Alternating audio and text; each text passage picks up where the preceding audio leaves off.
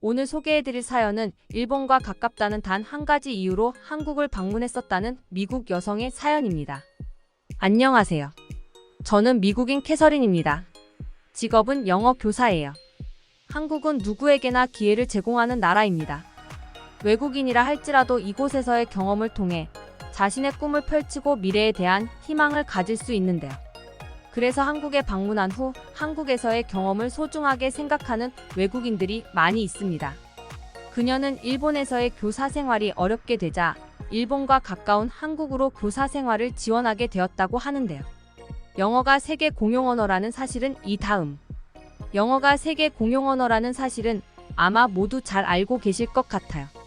저는 학창 시절부터 모국어를 좋아했고 발음이 정확해 아나운서 같다는 말을 많이 들었어요.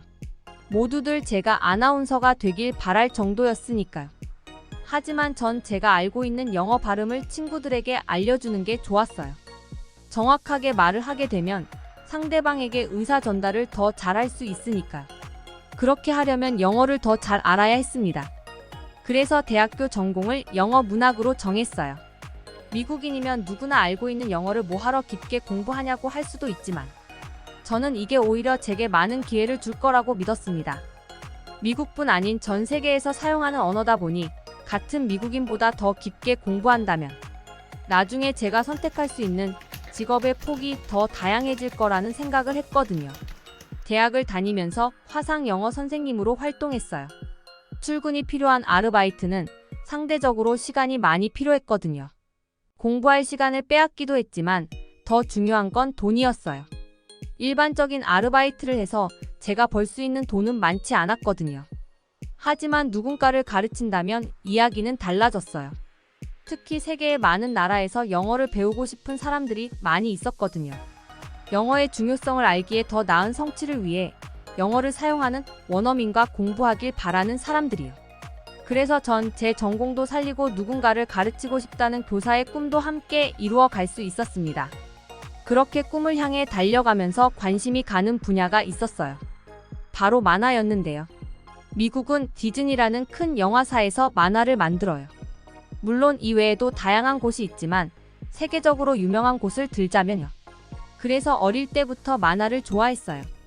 대부분은 성인이 되면 만화보다 현실 세계를 실제로 담아낸 영화에 더 푹 빠지는데요. 저는 달랐습니다. 동화처럼 표현한 만화가 더 좋았거든요. 때론 실제 우리가 사는 세상보다 더 냉혹하게 비추는 섬세함이 좋았고 신기했습니다. 그래서 일본이라는 나라에도 관심이 생겼어요. 우연치 않게 만화책으로 일본 만화를 접하게 되었는데 미국 만화와 다르게 더 섬세하고 스토리 전개가 다양하게 이루어지는 게 재밌었거든요. 문화라는 게 참 신기해요. 처음엔 단순히 만화에 대한 호기심이었는데 그 다음으로 마음이 움직인 건 일본이라는 나라 자체였기 때문입니다. 일본이 궁금해졌거든요. 이런 만화를 그리는 나라 사람들은 어떨까? 호기심에 인터넷 검색도 해보았답니다. 검색한 일본은 세계 강대국 중 하나였어요. 종종 뉴스를 볼 때면 일본에 대한 이야기가 나왔지만 사실 정치에 큰 관심은 없거든요. 제가 먹고 사는 일과 크게 연관이 없다고 생각해 무관심하게 지나치기 일쑤였죠. 하지만 일본 만화를 알게 되고 일본 나라에 관심이 가니 그 나라 문화가 궁금해지고 급기야 일본이라는 나라에서 살아보고 싶었습니다. 인터넷이나 TV에서 보여지는 일본은 상당히 깔끔했고 발전된 도시였으며 관광할 곳도 많아 보였거든요. 하지만 여행이 아니라 그곳에서 살고자 한다면 직장이 필요했죠. 그래서 섣부르게 실천으로 옮길 수도 없었습니다. 그저 마음에 품고 언젠가는 꿈을 이루고 싶다는 막연한 생각으로 지냈죠. 어느덧 저는 대학을 졸업하고 직장을 구해야 하는 시기가 되었습니다. 대학교 교수님 중에 저를 유독 예뻐하시는 분이 계셨는데요. 제가 화상 전화 아르바이트를 하는 것도 알고 계셨어요. 진지하게 진로 상담을 하던 중 교사 자격증을 취득해 원어민 교사를 해보는 게 어떠냐고 하셨습니다. 전 제가 하고 있었기에 그게 특별한 게 아닌데 굳이 교사 자격증까지 취득해 준비할 게 있냐고 되물었죠. 그러자 대학 교수님은 미국 내에서 일을 하는 것보다 실제 원어민 교사를 필요로 하는 아시아의 다른 나라에서 취업하면 훨씬 더 유리하다는 현실을 알려주셨습니다.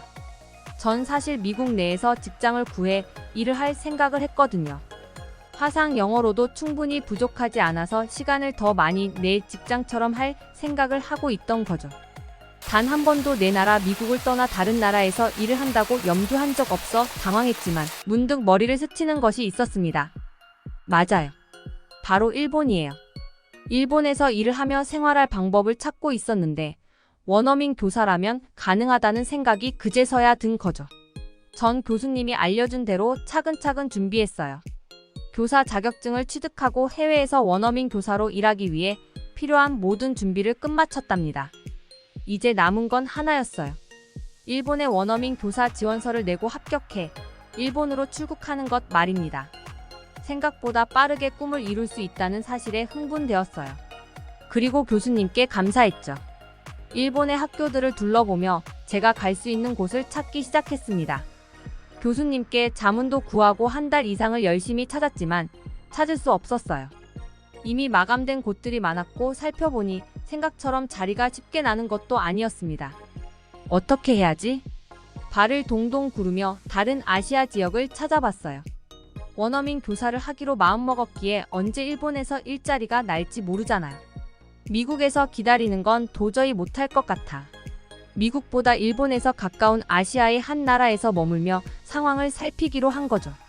간절히 원하면 이루어진다는 말이 맞았어요. 일본과 가장 가까운 나라인 한국에서 원어민 교사를 찾는 학교가 있었거든요. 한국은 서울이 워낙 유명해 TV에서 종종 보았어요. 영화나 음악이 미국에서도 쉽게 접할 수 있었고요. 물론 한국 만화에 대한 흥미도 없고 어떤 만화가 있는지 알지도 못했지만요. 중요한 건 일본과 가깝다는 점이었어요. 검색해보니 서울에도 일본으로 갈 수 있는 공항이 있었거든요. 꼭 방학이 아니더라도 주말에 일본 여행을 하며 일본을 느끼기에 나쁘지 않은 거리라고 생각했죠. 그래서 원서를 넣었는데 다행히 합격하게 되었습니다.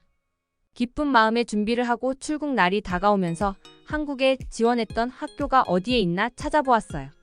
위치를 확인하자마자 미간을 찌푸릴 수밖에 없었습니다. 서울이 아니었거든요. 한국의 수도는 서울이에요. 서울보다 발전된 곳은 없을 텐데 대체 시골 학교에서 원어민 교사가 왜 필요한 건지 이해할 수 없었습니다. 현실을 부정하고 싶었죠. 제가 지원했던 학교는 서울이 아니라 경기도라는 곳에 있는 한 초등학교였거든요. 당연히 원어민 교사를 필요로 하는 곳은 서울만 있을 거라 생각했어요. 꼼꼼하지 못한 자책을 하기엔 이미 출국 날짜가 코앞이라 어쩔 수 없었습니다. 무책임한 사람이 되고 싶진 않았으니까요. 한국에 출발하기도 전부터 일본 여행에 대한 준비를 하기 시작했습니다. 도저히 한국 시골에서 개학까지 버틸 자신이 없었거든요. 초등학교 개학일은 3월 초였는데 그 전에 학교에 한번 가야 했어요. 인사도 해야 했고 제가 맡을 교실을 둘러보며 필요한 것들도 준비해야 했으니까요. 그래서 개학 전 일주일 정도 빠르게 한국으로 출국해야 했고 남은 6일을 한국 시골에 있을 자신이 없어 일본 여행을 계획했던 거예요. 다른 나라에서 하고 싶은 일을 한다는 기대감보다 어떻게 한국 시골에서 버틸 수 있을까 하는 걱정으로 한국행 비행기에 몸을 실었어요. 그나마 위안이 될 수 있었던 건 일본이 가깝다는 점이었습니다. 일본이 가까우니 한국 시골의 답답함이 느껴질 때마다 일본 여행을 해야겠다고 마음먹었어요. 그리고 일본 초등학교에 원어민 교사 공고가 난다면 빠르게 지원서를 내고 이직해야겠다는 세부적인 계획도 세웠습니다. 오랜 비행 끝에 드디어 한국 공항에 도착했어요. 한국 공항은 예상했던 것만큼 웅장하고 화려했습니다. 그래서 마음이 더 무거웠어요. 한국에 도착했던 좋은 감정을 이끌어 가려면 서울이어야 하는데 하필 서울을 둘러싸고 있는 주변 변두리 경기도라니 초등학교로 향하는 마음은 무거웠습니다. 그런데 한국의 지하철이 상당히 잘 되어 있다는 걸 알았어요. 노선표를 보았는데 제가 가려던 지역까지도 연결되어 있었거든요. 하지만 지하철을 이용하지 못했습니다. 1년 이상을 머물 생각으로 많은 짐들을 가지고 왔기 때문이에요. 혼자 지하철을 타고 온 길 엄두를 내지 못해 택시를 이용하기로 했죠. 택시를 타고 목적지를 말했습니다. 기사는 알았다고 답하곤 빠른 속도로 인천공항과 멀어졌어요. 고속도로를 질주하며 서울의 다양한 풍경들을 한눈에 담고 있었습니다. 종종 들판과 어우러진 농사를 하는 것 같은 모습들도 보였어요. 그리곤 상당히 발전된 도시를 지나갔죠. 저는 그곳이 서울일 거라고 마음속으로 생각했어요. TV에서 보여진 장면들과 상당히 유사할 정도로 높은 빌딩, 아찔한 아파트들이 즐비했기 때문입니다. 그런데 그 발전된 도시에서 좀 더 갔을 뿐인데 목적지에 도착했다는 말을 택시기사가 전했어요. 전 너무 놀라 다시 되물었죠. 이곳이 제가 말한 그곳이 맞냐고요. 택시기사는 내비게이션에 찍힌 주소와 현재 위치가 일치한다는 걸 보여줬어요. 전 얼떨떨한 표정으로 택시비를 지불하고 내렸죠. 주위를 둘러보고 정말 깜짝 놀랐습니다. 한국의 서울만 발전된 도시일 거라 생각했던 제가 얼마나 어리석었는지 깨달았죠. 제가 근무하게 될 초등학교가 있던 지역은 분당이라는 곳이었어요. 그리고 분당은 저의 예상과 다르게 시골이 아니었어요. 나중에 학교에 가 선생님들과 친해진 후 들은 이야기지만 오히려 서울에 위치한 변두리 지역보다 분당이 훨씬 더 발전된 도시라고 알려졌습니다. 서울의 강남과 비슷한 분위기를 내는 도시가 경기도에서 분당이라고요. 학구열도 높고 집값이나 편의시설, 그리고 직장과 인프라 모든 게 최고 수준에 가깝다는 걸 알았습니다. 놀라움을 금치 못했어요. 한국은 TV에서 보여지는 부분보다 훨씬 더 발전했고 편리한 시스템을 갖춘 나라였거든요. 전혀 예상하지 못한 현실을 마주하고 입이 쩍 벌어졌습니다. 그리곤 다행이라는 짧은 안도의 한숨도 나왔죠. 이런 환경이라면 한국에 머물고 관광을 하는 것도 괜찮겠다는 생각이 들었거든요. 사실 마음으로는 매주 일본을 가고 싶지만 비용을 생각하면 현실의 벽에 부딪힐 게 뻔했으니까요. 하지만 이런 한국이라면 그런 걱정 없이 잘 지낼 수 있을 것 같았습니다. 도착한 다음날 취직한 초등학교에 들렀어요. 함께 일할 선생님들과 반갑게 인사를 하고 배정받은 영어 교실로 갔습니다. 제가 앞으로 일할 전용 교실을 둘러보았죠. 짧은 초등학교 방문 후 잠깐 숙소에 들렀어요. 일본 여행을 가려고요. 개학 전 학교에 미리 인사를 하기 위해. 일주일을 빨리 왔으니 앱남은 일정은 일본 여행으로 계획대로 진행하기로 마음먹었습니다. 한국행 비행기를 탔을 때와 다르게 일본행 비행기를 탔을 때 심장이 터질 것만 같았어요. 수없이 두근거리고 일본 만화책을 보며 꿈꾸던 일본에 드디어 발을 내딛는구나 싶었죠. 일본은 한국과 정말 가까웠어요. 비행기를 타고 1시간 조금 더 걸려 도착했을 정도로 한 나라라고 해도 무방할 정도였죠. 일본 공항에 도착해 주위를 둘러보며 혹시 제가 꿈을 꾸고 있는 건 아닌지 제 볼을 꼬집어 볼 정도였답니다. 하지만 슬프게도 저의 기대감은 딱 거기까지였어요. 일본 여행을 하며 만화에서 보았던 즐거움을 찾는 건 어려웠거든요. 우선 일본에 머물며 느꼈던 감정은 이질감입니다. 한국은 단 며칠밖에 없었는데 크게 이질감이라는 느낌이 없었어요. 여행객일 수 있고 단지 외국인일 수 있는데도 말이죠. 영어로 된 안내판을 한국에선 쉽게 찾을 수 있었고 외국인인 제가 말을 걸어도 거부감 없이 답하는 한국인들이 있었거든요. 짧았지만 마음이 상할 일이 없었는데 일본은 달랐어요. 우선 주변의 시선조차 저를 반기지 않는다는 느낌을 받았습니다. 지하철을 타고 이동하면 누군가가 힐끔힐끔 저를 곁눈질하면서 불편해하는 걸 느꼈거든요.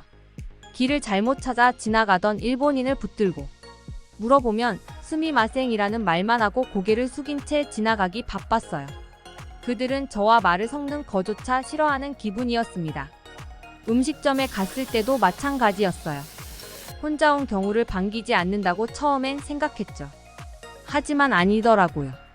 그냥 외국인이 일본인이 운영하는 식당에 와 밥을 먹는다는 것 자체를 반가워하지 않았어요. 그런 분위기를 느낀 건 어느 식당을 가든 제 음식이 항상 마지막에 나왔다는 점이에요. 저보다 훨씬 늦게 들어온 일본인이 주문한 음식이 먼저 나오는 경우가 허다했죠. 일본에 5일을 머물렀는데 처음 2일만 식당에서 음식을 사 먹고 나머지 3일은 편의점에서 도시락 종류로 식사를 때웠을 정도예요. 일본인이 운영하는 식당은 다시 방문하고 싶지 않았으니까요. 일본은 전체적으로 발달이 된 것처럼 보이고 깔끔했는데 어딘가 모르는 음침한 느낌들이 저를 감싸고 있었어요. 알 수 없는 불편함, 불친절함으로 제가 기대했던 환상이 와장창 깨져버렸답니다. 일본에서 한국행 비행기를 탔을 때 일본 초등학교에 취업하지 않은 걸 다행이라고 생각했어요. 그런 곳에서 몇 년을 있었다면 제 성격마저 이상하게 변해버릴지 모른다는 아찔한 상상까지 하게 될 정도였죠. 그렇게 다시 한국으로 돌아오게 되었습니다. 그리고 드디어 꿈에 그리던 원어민 교사의 첫 수업을 하는 날이 되었어요. 화상 수업만 해봐서 걱정이 들기도 했답니다. 실수하면 어쩌지? 아이들을 보면 첫인사는 어떻게 하지? 항상 머릿속으로 생각했는데 실제로 수업을 앞두니 긴장된 마음에 어떻게 해야 할지 모르겠더라고요. 실제로 수업을 앞두에라이 긴장된 마음에 어떻게 해야 할지 모르겠더라고요. 그렇게 첫 수업을 시작하고 한국 학생들을 만난 건 행운이라는 생각을 하기까지 오랜 시간이 걸리지 않았답니다. 한국 아이들이 순수하고 착해서 사슴 같은 눈망울로 저를 쳐다보는 게 너무 사랑스러웠어요. 저학년 아이들의 경우 영어를 잘하지 못해서 제가 무슨 말을 하는지 모르는 아이들도 있었거든요. 하지만 늘 수업에 집중했어요. 딴청을 피우는 게 아니라 제 동작 하나, 말 하나에 귀를 기울이고 집중했죠. 며칠을 수업하면서 아이들이 저를 사랑한다는 걸 느낄 정도였어요. 먼 타국에서 온 저를 이방인이라고 어렵게 생각하거나 멀게 느끼지 않더라고요. 새로운 선생님이 왔다. 이거 하나로 아이들은 저를 보며 웃고 제 수업에 집중하며 저와 함께 있는 시간을 상당히 좋아했답니다. 이건 한국 사람들 특유의 성향이 반영된 것 같아요. 외국인이라 할지라도 어울리고 함께 지내는 걸 너무 당연하게 받아들여요. 초등학생들도요.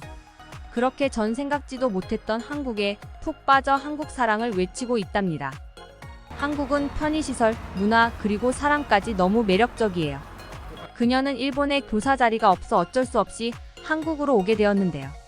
심지어 학교가 있던 곳이 서울이 아니었기 때문에 낙후된 지역일 거라 생각하며 좌절을 하고 말았습니다. 하지만 그녀가 한국에 온 후 경험한 모든 것들은 참으로 훌륭하고 인상적이었는데요. 심지어 그녀의 생각과 다르게 그녀가 접한 한국은 아주 선진적이고 체계적인 모습을 갖추고 있었습니다. 아이들에게 선생님의 역할은 아주 중요하다고 생각하는데요.